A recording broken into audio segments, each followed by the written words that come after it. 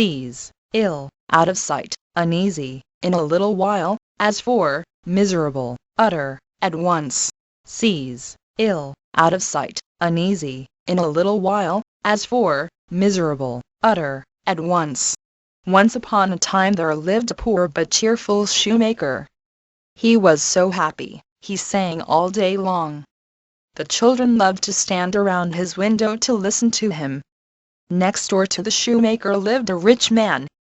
He used to sit up all night to count his gold.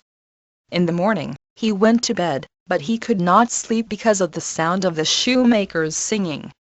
One day, he thought of a way of stopping the singing. He wrote a letter to the shoemaker asking him to visit. The shoemaker came at once, and to his surprise the rich man gave him a bag of gold. When he got home again, the shoemaker opened the bag. He had never seen so much gold before. When he sat down at his bench and began, carefully, to count it, the children watched through the window. There was so much there that the shoemaker was afraid to let it out of his sight. So he took it to bed with him.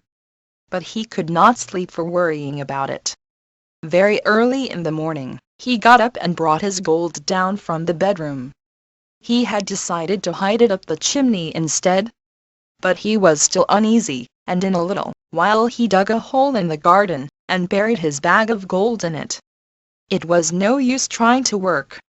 He was too worried about the safety of his gold. And as for singing, he was too miserable to utter a note.